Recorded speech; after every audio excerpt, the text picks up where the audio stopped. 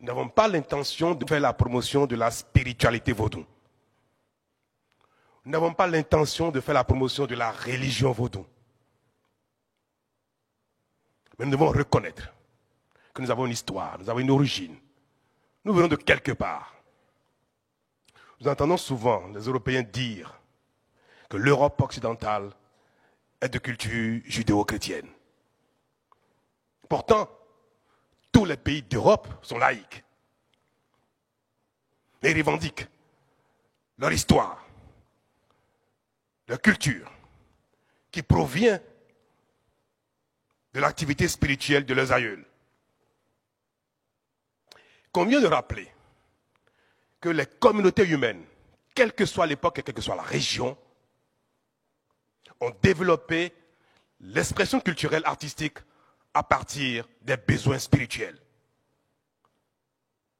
Que ce soit en Asie, en Europe, en Amérique, quelle que soit l'époque, quand l'homme a créé Dieu, excusez-moi le terme, quand l'homme a créé les dieux, quand l'homme a créé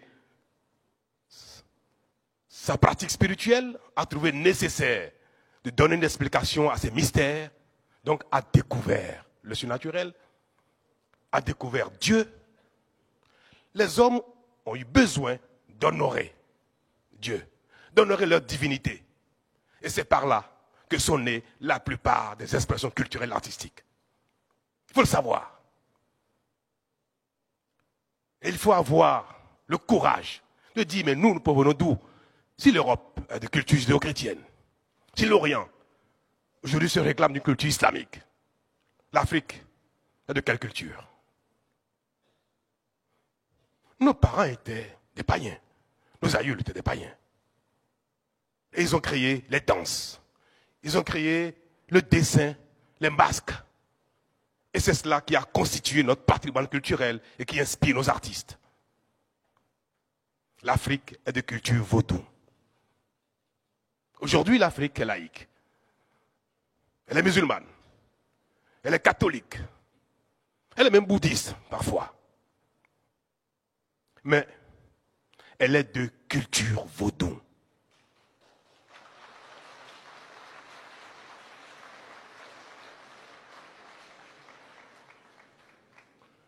Nous allons commercialiser nos valeurs culturelles.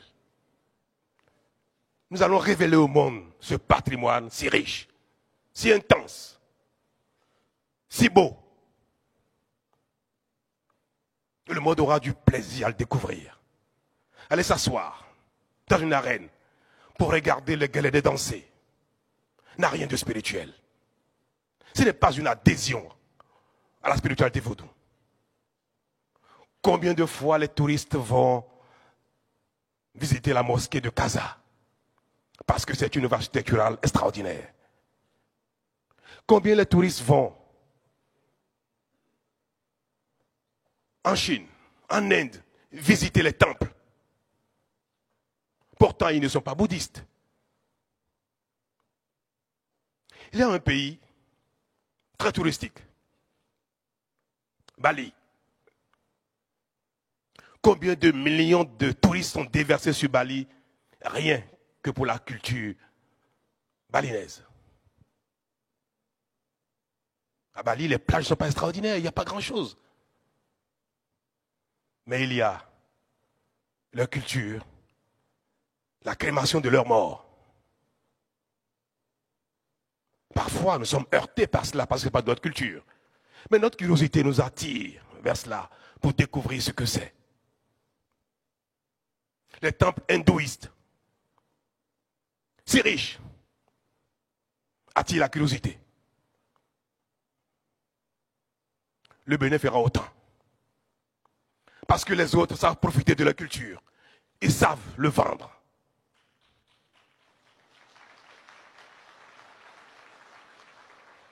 Les autres n'ont pas de complexe. Ils savent la vendre. Nous aussi, nous allons être décomplexés. Et nous allons vendre au monde entier ce que nous avons.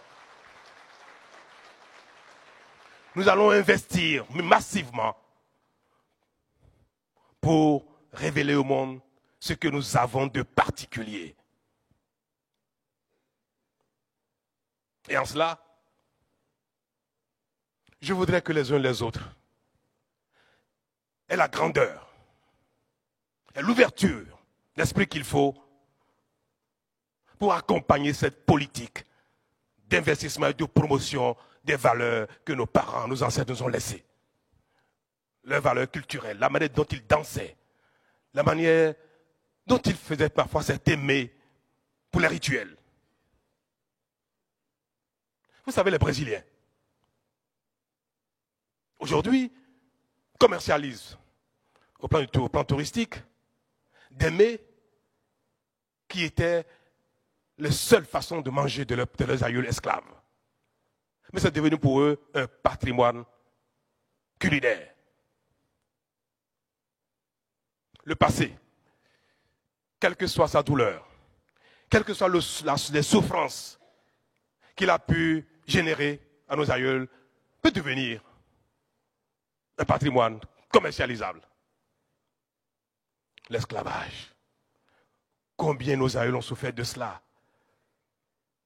Mais on ne va pas regarder derrière, nous ne sommes pas dans la revendication. Mais nous allons matérialiser au Bénin. Nous allons réinventer les reliques de l'esclavage parce que c'est l'histoire de l'homme, c'est l'histoire de l'humanité. Et nous allons créer cet espace dans lequel on va revivre ce qu'était l'esclavage il y a 200, 300 ans. On va avoir la chair de poule quand on va rentrer dans ce territoire à Ouida, qui va ressembler à ce que c'était, ce qui était cette contrée il y a des siècles. C'est tout simplement cela, l'identification de ce qui fait l'histoire de notre pays, l'histoire de notre communauté. Et si nous sommes capables d'en faire un patrimoine, nous y gagnerons. Merci, je tenais à le préciser.